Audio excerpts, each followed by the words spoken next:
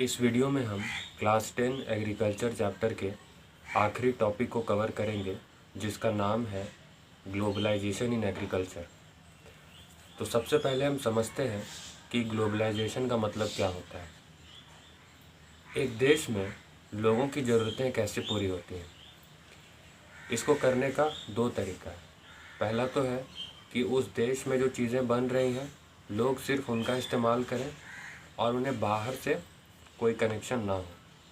यानी कि देश के अंदर सामान बनेगा, एग्रीकल्चर फूड्स बनेंगे, एग्रीकल्चर क्रॉप तैयार होगी और उस एग्रीकल्चर में जितना प्रोडक्शन होगा उसी प्रोडक्शन का इस्तेमाल देश के अंदर किया जाएगा। तो इसे हम कहते हैं सेल्फ रिलायंट इकोनॉमी।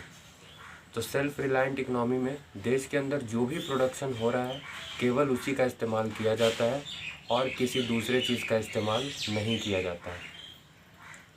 अब हम समझते हैं कि कब एक इकोनॉमी या कब एक एग्रीकल्चर सिस्टम ग्लोबलाइजेशन की तरफ बढ़ता है।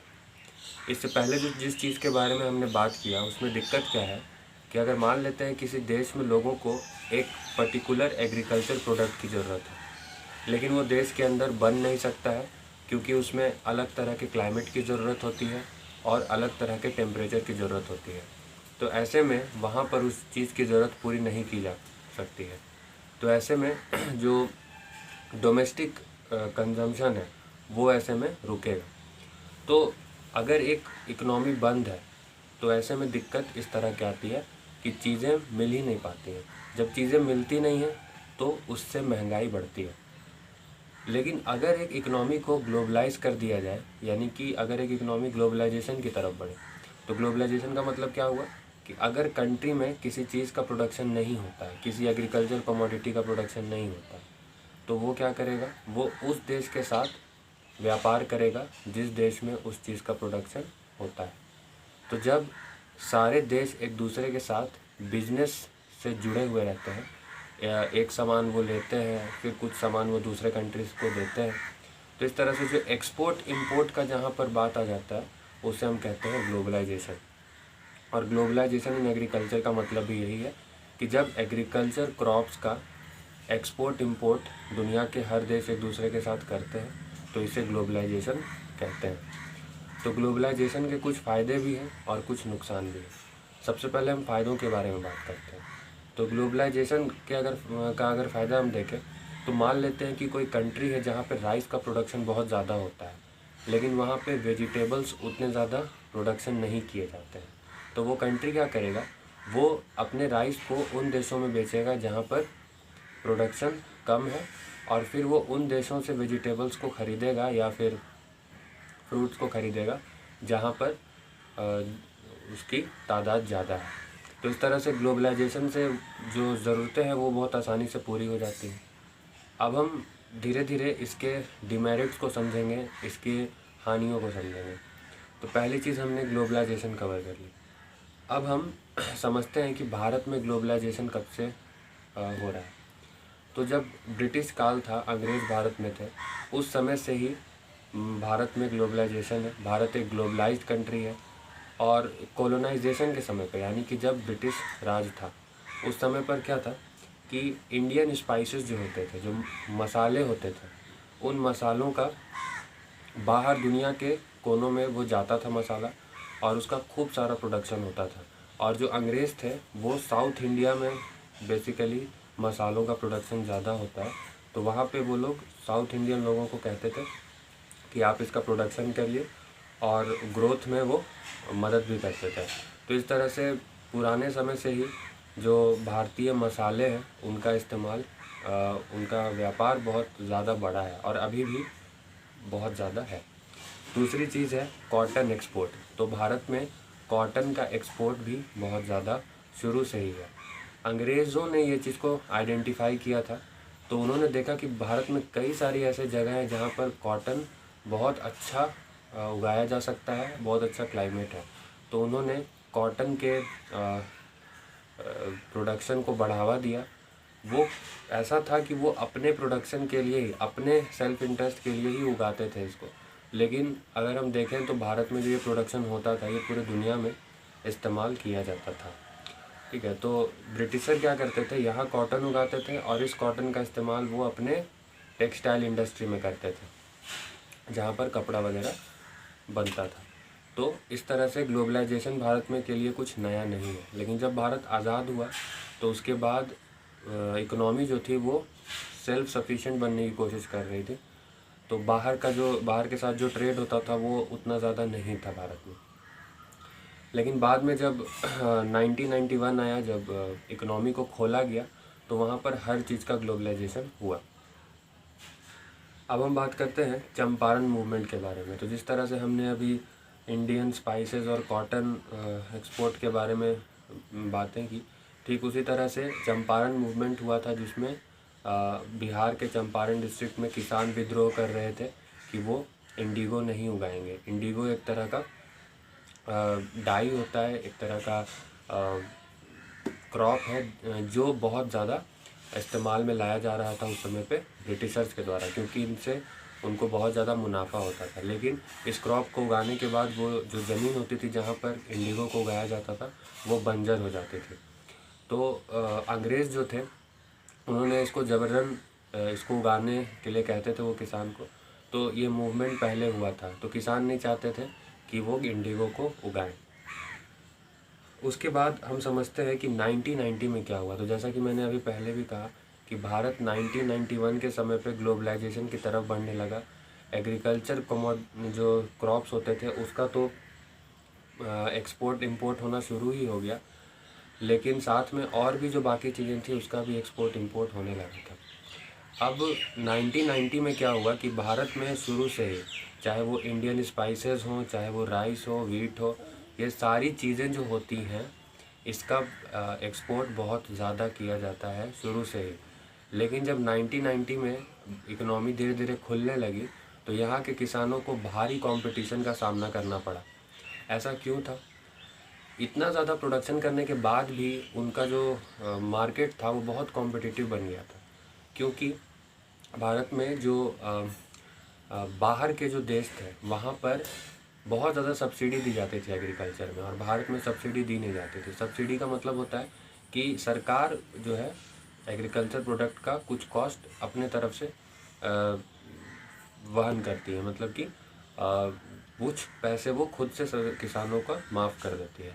लेकिन भारत में क्योंकि सरकार इस चीज़ पे ध्यान नहीं देती थी तो वो उतना ज़्यादा सब्सिडी इस पे देते नहीं थे। तो इसके चलते क्या होता था कि जो किसान जो क्रॉप तैयार करते थे वो बहुत ज़्यादा महंगा हो जाता था बाकी देशों की तुलना में। बाकी में तो सब्सिडी मिल रहा है, यहाँ पे सब्सिडी मिल नहीं रहा था, तो इस तरह से कंपटीशन ज़्यादा था। अब हम बात करते हैं हाईली सब्सिडाइज। ये एक बहुत बड़ा समस्या था। कंपटीशन बढ़ने का सबसे बड़ा समस्या यही था कि बाहर के देशों को सब्सिडी मिल जाती थी एग्रीकल्चर में और इंडिया में नहीं मिलती थी। तो भारत में एग्रीकल्चर को इम्प्रूव करने के लिए सबसे ज़्यादा बड़ा कदम क्या उठाया गया है? तो भारत में जब भी कोई एग्रीकल्चर से रिलेटेड कोई स्कीम आती है तो उसमें स्मॉल और मार्जिनल फार्मर, जो छोटे किसान हैं, उन पे ज़्यादा ध्यान दिया जाता है, क्योंकि भारत में जो अधिकतर परसेंटेज है किसान का वो स्मॉल फार्मर्स का है। तो इसीलिए जो भी स्कीम तैयार की जाती है वो स्मॉल और मार्जिनल फार्मर, जो छोटे मोटे किसानों से थोड़ा मीडियम किसान हैं, उनको ध्यान में रखते हुए स्कीम्स बनाए जाते हैं। उसके बाद हमने पढ़ा था पिछले वीडियो में कि ग्रीन रिवॉल्यूशन के क्या फ़ायदे थे। इससे प्रोडक्शन बहुत ज़्यादा बढ़ गया, बहुत सारे क्रॉप का, लोगों में तक फूड का जो है प्रॉब्लम ख़त्म हो गया। लेकिन ग्लोबलाइजेशन से समस्या ये भी हुआ कि इसमें जो केमिकल इस्तेमाल होने लगे, उन केमिकल्स की वजह से जो ज़मीन थी उसका क्वालिटी डाउन होने लगा, उसका इरोजन होने लगा। तो ग्लोबलाइजेशन के कुछ फ़ायदे भी हुए और ग्लोबलाइजेशन के कुछ नुकसान भी हुए, जैसे कि केमिकल की वजह से मिट्टी का ख़राब होना। अब हम बात करते हैं, एक टर्म है जेनेटिक इंजीनियरिंग। तो जेनेटिक इंजीनियरिंग का मतलब क्या होता है? जेनेटिक इंजीनियरिंग का मतलब होता है सीड के थ्रू, यानी कि जो बीज हम लगाते हैं फसल के लिए, उसका क्वालिटी को और ज़्यादा इन्हांस करना और कुछ ऐसे बीज को तैयार करना आर्टिफिशियली जो आगे चल के और ज़्यादा प्रोडक्शन हमें देंगे। तो हम जानते हैं कि बहुत सारा हाइब्रिड वर्जन आता है क्रॉप का, हाइब्रिड होते हैं, तो हाइब्रिड की वजह से वो बहुत ज़्यादा प्रोडक्शन कर सकते हैं, और प्रोडक्शन बढ़ेगा तो इससे ज़्यादा लोग तक फूड की जो प्रॉब्लम होता है वो नहीं होगा। तो जेनेटिक इंजीनियरिंग में क्या किया गया, सीड के अलग अलग या तो कहें हम सीड्स के अलग अलग वर्जन्स पे काम किया जाता है, और कुछ ऐसे सीड उसमें आर्टिफिशियली तैयार किए जाते हैं जो एग्रीकल्चर को और ज़्यादा उसके प्रोडक्टिविटी को बढ़ाते हैं। भारत में क्या है कि यहाँ पर उतना ज़्यादा केमिकल फर्टिलाइज़र का इस्तेमाल भारत के कुछ कोनों में तो बहुत अच्छा होता है, जैसे पंजाब हरियाणा, यहाँ पे किसान अच्छा इस्तेमाल करते हैं, वो ज़्यादा जागरूक है। लेकिन जो भारत में ऑर्गेनिक फार्मिंग जो है, जो स्मॉल और मार्जिनल फार्मर है भारत के प्राइमरी, वो लोग अभी भी ऑर्गेनिक फार्मिंग करते हैं। ऑर्गेनिक फार्मिंग में बहुत ज़्यादा केमिकल फर्टिलाइज़र कुछ इस्तेमाल होता नहीं है, तो उन्हें अभी भी ज़्यादा कुछ उतना इस सब चीज़ के बारे में पता नहीं है। ये अच्छी बात भी है, बुरी बात भी है, क्योंकि ऑर्गेनिक फार्मिंग जो है वो उतना ज़्यादा प्रोडक्शन आपको देगा नहीं। तो इसके वजह से जो भारत में प्रोडक्शन है क्रॉप का, वो वैसे भी डाउन हो रहा है। तो एक तरफ केमिकल की वजह से सॉइल का इरोजन भी होता है, दूसरी तरफ अगर हम केवल ऑर्गेनिक फार्मिंग करें जिसमें केमिकल इस्तेमाल नहीं हो रहा है, तो ऐसे में भी समस्याएं आती हैं। अब हम समझते हैं कि 2011 में इंडिया का जो रूरल पॉपुलेशन था, गांव में रहने वाली आबादी थी, वो लगभग 833 मिलियन के करीब थी, लगभग 83 करोड़ के करीब, और उसका जो एग्रीकल्चर लैंड था वो था 250 मिलियन के करीब। यानी ये एक आदमी में बहुत कम लैंड बचता है एग्रीकल्चर करने के लिए, या एग्रीकल्चर के जो भी प्रोडक्शन हो रहा है वो एक आदमी पे बहुत कम बच रहा है, क्योंकि ज़मीन कम है और आबादी ज़्यादा है, और ये दिनों दिन धीरे धीरे कम ही होती चली जाएगी। तो इससे हम ये समझ सकते हैं कि भारत में आने वाले समय में केमिकल का इस्तेमाल करना पड़ेगा ही, फर्टिलाइज़र्स के इस्तेमाल करने पड़ेंगे, क्योंकि प्रोडक्शन को बढ़ाना होगा। तो लोग केमिकल का इस्तेमाल जब ज़्यादा करेंगे तो उनको ऑर्गेनिक फार्मिंग जो वो करते थे अपने बिना किसी केमिकल का, तो वो करने में बहुत मुश्किल होने लगेंगे। तो इससे एक तरह का प्रॉब्लम सामने आएगा कि बढ़ती हुई आबादी को कैसे फूड दिया जाए, तो वहाँ पे केमिकल इस्तेमाल करना पड़ेगा। और दूसरी तरफ इन्वायरमेंट को भी देखना होगा, क्योंकि अगर केमिकल ज़्यादा इस्तेमाल होगा तो सॉइल का इरोजन होगा। तो इस तरह से यहाँ पे एक कॉन्ट्राडिक्शन सामने आता है। अब हम समझते हैं कि भारत को क्या करना चाहिए। तो भारत में जो क्रॉप है वो बेसिकली राइस, व्हीट, इस तरह के क्रॉप्स को ज़्यादा वरीयता दी जाती है, उन्हें ज़्यादा उगाया जाता है। लेकिन कुछ इन्वायरमेंटलिस्ट हैं जो ये कहते हैं कि क्योंकि ये सब क्रॉप को उगाने में बहुत ज़्यादा पानी की ज़रूरत होती है, बहुत ज़्यादा मशीनरी का इस्तेमाल होता है, इससे इन्वायरमेंट पर बहुत बुरा असर पड़ता है। तो वो कहते हैं कि पूरा इस तरह के क्रॉप को ही ना उगाया जाए, बल्कि कुछ कुछ हाई वैल्यू क्रॉप को भी उगाया जाए। अब ये हाई वैल्यू क्रॉप क्या होता है? हाई वैल्यू क्रॉप मतलब जैसे वेजिटेबल, फ्रूट, उसके बाद फ्लावर, इस सब की खेती को भी बढ़ावा देना चाहिए, ये इन्वायरमेंटलिस्ट कहते हैं।